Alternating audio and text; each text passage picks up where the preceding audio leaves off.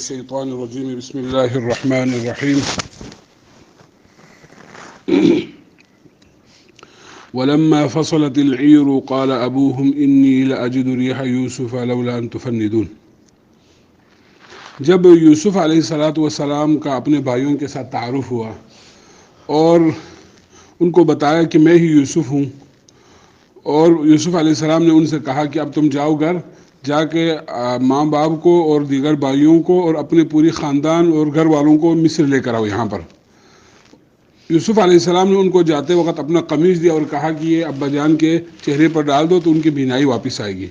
ولما فصلت العیر، جب یوسف کے قمیص کو لے کر ان کے بھائی مصر سے دوبارہ یعقوب کی طرف آنے لگے، کنعان کی طرف مصر سے نکلے ہی تھے،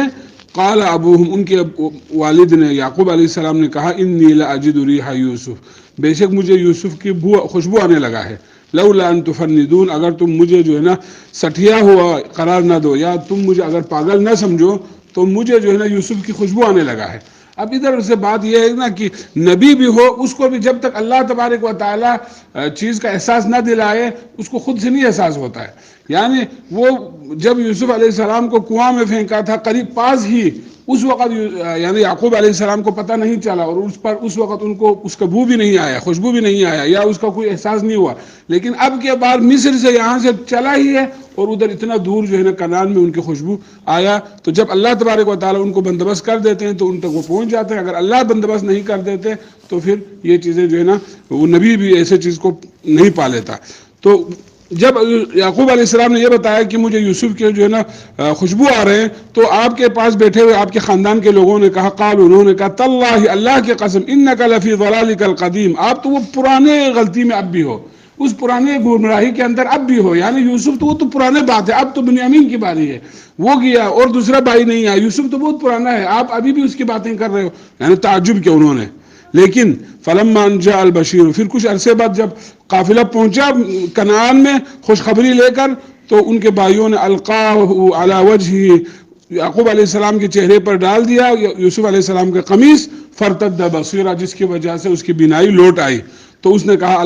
قال الم اقل لکم، اے میرے بیٹو کیا میں نے تم لوگوں سے نہیں کہا تھا، انی اعلم من اللہ، میں اللہ کے بارے میں وہ چیزیں جانتا ہوں ما لا تعلمون، جو تم نہیں جانتے. یعنی میرے پاس جاننے کے اور ذریعے ہیں. وہ کیا ہے؟ وہ نبی ہے نا، یعقوب علیہ السلام نبی تھے، وہی ہوتے تھے، اللہ تبارک و تعالیٰ انہیں آگاہ کرتے تھے وہی کے ذریعے، اور جبکہ دوسرے لوگ وہ نہیں جانتے تھے. تو میں ایسے معاملات جانتا ہوں جو تم نہیں جانتے، یعنی وہی کے ذریعے میرے اللہ مجھے بتا دیتے ہیں، جس کی وجہ سے یعقوب علیہ السلام کبھی بھی یوسف علیہ السلام کی طرف سے مایوس نہیں ہوئے تھے. یعنی اس کے دل میں وہ امید اور کرن ہمیشہ قائم رہا، چونکہ اللہ نے ان کو یہی تسلی دی اور یہی جو ہے نا امید دلایا. فلما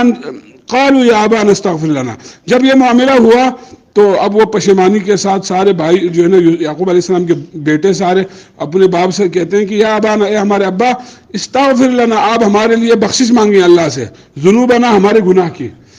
انا کننا خاطئین، ہم تو خطا کار، ہم سے بہت بڑی غلطی ہوئی، ہم سے بہت بڑی چوک ہوئی ہے، لہٰذا آپ ہمارے لیے بخشش مانگیں اللہ تعالیٰ سے. جب بیٹوں نے یہ کہا تو یعقوب علیہ السلام نے کیا کہا، قال سوف استغفر لکم ربی، میں ان قریب تمہارے بارے میں اللہ سے بخشش مانگوں گا کہا، یعنی فوراً مانگا نہیں. یعنی انہوں نے ان کی غلطی کا پتہ چلتے ہی یعقوب علیہ السلام فوراً اللہ سے بخشش نہیں مانگا. جبکہ بیٹوں نے جب کہا کہ آپ ہمارے لیے بخشش مانگیں تو یعقوب علیہ السلام کہتے ہیں میں بخشش مانگوں گا ان قریب میں اس کا مقصد یہ ہے کہ چونکہ ابھی یوسف سے مجھے ملنے دو، تمہارے بارے میں یوسف سے مشورہ کروں گا، کیونکہ یہ حق تلفی تم نے یوسف کی ہے، ظلم تم نے اس کے ساتھ کیا ہے، لہٰذا اس سے مشورہ کرنا میرے لیے ضروری ہے، اس کے بعد پھر میں تمہارے لیے استغفار کروں گا. یہ معنی اس کے اندر موجود ہے. انہ هو الغفور الرحیم، کیونکہ اللہ تبارک و تعالیٰ تو بہت بخشنے والا اور رحم کرنے والا ذات ہے. پھر یہ لوگ آئے اور اپنے ماں باپ کو اور دیگر خاندان کو لے کر پھر سے یوسف علیہ السلام کے پاس جاتے ہیں. اب کی بار یہ چوتھے مرتبہ پورے خاندان کے ساتھ جا رہے ہیں. اور فلما دخلوا علی یوسف، جب ماں باپ کے ساتھ سب جو یوسف علیہ السلام کے پاس پھر سے پہنچے تو آوا الیہ ابویہ، یوسف علیہ السلام نے عزت اور تکریم کے ساتھ اپنے ماں باپ کو اپنے پاس تخت پر بٹھایا، اونچا جگہ پر. وقال، اور باقی سب بھائیوں سے سارے خاندان سے کہا، ادخلوا مصر، تم سب بھی مصر میں داخل ہو جاؤ، انشاءاللہ آمینین، اللہ نے چاہا تو امن ہے، تمہیں کوئی خوف کی ضرورت نہیں ہے، تم نے جو کیا سو کیا. لیکن آج تمہیں ڈرنے کی کوئی بات نہیں، امن و امان کے ساتھ میرے مہمان ہو تم لوگ، اور امن کے ساتھ مصر میں داخل ہو جاؤ۔ اور وَرَفَعَ أَبَوَيْهِ عَلَى الْعَرْشِ، اس نے اپنے ماں باپ کو عزت اور تکریم کے لیے عرش کے اوپر، جہاں پہ بادشاہ بیٹھتے تھے تخت پر، وہاں پر ماں باپ کو بٹھایا۔ وَخَرُّوا لَهُ سُجَّدًا، اور سب کے سب یوسف علیہ السلام کے سامنے یا ان کے آگے جو ہے سب کے سب سجدے میں گر گئے۔ بعض یہاں کہتے ہیں کہ سجدے میں نہیں گرے تھے، وہ جھک گئے ہیں، لیکن لفظ یہی بتاتے ہیں قرآن کے کہ وہ گر پڑے سجدے میں، تو وہ حقیقی سجدہ جس طرح ہم کرتے ہیں پیشانی کو زمین پر رکھ کر، وہ حقیقی سجدہ ہی کیا ہے، لیکن یہ سجدہ عبادت والی سجدہ نہیں بلکہ سجدہ تعظیمی ہے۔ حضرت یعقوب علیہ السلام کی شریعت میں تعظیمی سجدہ جائز تھا، لیکن ہماری جو شریعت ہے اس میں تعظیمی سجدہ بھی کسی کے لیے جائز نہیں ہے، وہ شرک ہے، شرک تک پہنچنے کا ذریعہ ہے، جس کی وجہ سے اللہ کے نبی صلی اللہ علیہ وسلم نے تعظیم اور تکریم کے لیے بھی سجدہ کرنے سے منع فرمایا، لیکن یعقوب علیہ السلام کی شریعت میں جائز تھے، جس کی وجہ سے سب جو ہے نا اس کے آگے جو ہے نا سجدہ کیا، سجدہ تعظیمی ہے۔ وقال، اور یعقوب یوسف علیہ السلام کہتے ہیں، یا ابت، اے میرے ابا جان، ھذا تأویل رؤیاے من قبل، یہی تو ہے جو میں نے آپ کو بچپن میں سنایا تھا، جو خواب، اس کی تعبیر یہ ہے۔ یعنی ماں باپ سورج اور چاند کے طور پر سجدے کر رہے ہیں، باقی جو ہے نا 11 22 جو ہے نا وہ سب یوسف علیہ السلام کو سجدے کر رہے ہیں، تو یہ میرے وہ تعویل ہے جس کو اللہ تعالیٰ نے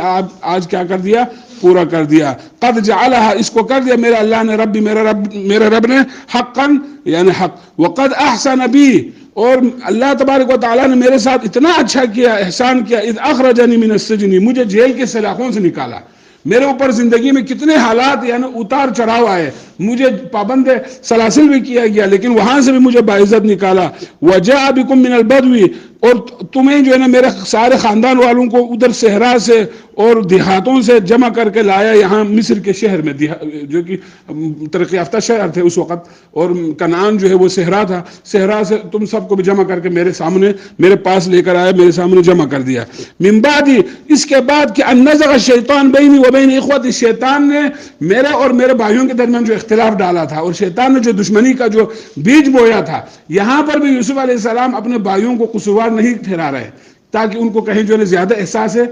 یعنی وہ ندامت نہ ہو، اس لیے کہا کہ جو تم سے ہوا ہے وہ تم نے نہیں کیا، شیطان نے کیا، شیطان نے کرایا، یعنی غلطی کو شیطان کی طرف نسبت کیا، بھائیوں کی طرف پھر بھی نہیں کیا۔ شیطان نے جو دشمنی ڈالا بینی و بین اخوتی، میرے اور میرے بھائیوں کے درمیان، ان ربی، بے شک میرا رب، لطیف لما یشاء انہ هو الغفور الرحیم، میرا رب جو ہر چیز کے اوپر بڑا باریک بین ہے، ہر چیز میرے رب کے علم میں ہے، انہ هو العلیم الحکیم، اور بہت خوب جاننے والا اور بہت حکمت والا ذات ہے۔ پھر یوسف علیہ السلام اللہ تبارک و تعالیٰ سے مخاطب ہو کر کچھ جو ہے نا شکر اور حمد کی جو ہے کلمات کہتے ہوئے اللہ کے احسان کو ذکر کرتے ہیں، اور کہتے ہیں کہ رب، اے میرے پروردگار، قد آتیتنی من الملک، تو نے تو مجھے بادشاہ بنا دیا، وعلمتنی من تعویل الاحادیث، اور تو نے مجھے خوابوں کی تعبیر سکھائی، فاطر السماوات والارض، اے میرے پروردگار جو کہ آسمان کو پیدا کرنے والا، زمین کو پیدا کرنے والا ہے، انت ولی فی الدنیا والآخرہ، تو ہی میرا کارساز ہے، تو ہی میرا ولی ہے دنیا میں بھی اور آخرت میں بھی، میرے لیے تیرے علاوہ کوئی اور کارساز ولی نہیں ہے۔ توفنی مسلما والحقنی بالصالحین، اے اللہ مجھے جب تک زندہ رکھے، اسلام پر، ایمان پر، اسلام پر زندہ رکھے، والحقنی، اور جس وقت میری موت آ جائے تو مجھ کو ملا دے بالصالحین، نیک لوگوں کے ساتھ۔ نیک لوگ سے مراد کون تھے؟ ان کے جو ہے نا اپنے باپ دادے اور پر دادے سب کے سب جو ہے نا نبی تھے، یعقوب علیہ السلام، اور اوپر جائیں تو اسحاق علیہ السلام، اور اوپر جائیں تو ابراہیم علیہ السلام، ان کے ساتھ مجھے ملا دیں، جب اس دنیا سے جانا ہوا تو میری جو ہے نا حشر ان کے ساتھ کر دے۔ پھر فرمایا ذالک من انباء الغیب، اب یہاں جو ہے نا اللہ تبارک و تعالیٰ نبی صلی اللہ علیہ وسلم سے مخاطب ہو رہا ہے، اس کی آیت کے بعد اللہ کے نبی سے کہہ رہے ہیں، اللہ تبارک و تعالیٰ فرما رہے ہیں کہ ذالک من انباء الغیب، یہ جو یوسف علیہ السلام کا پورا واقعہ ہم نے آپ کو بتایا، یہ سب غیب کی خبریں ہیں، یہ سب کے سب کیا ہے؟ غیب کی خبریں۔ نوحی الیک، پیارے پیغمبر، ہم نے آپ کو وحی کے ذریعے بتایا۔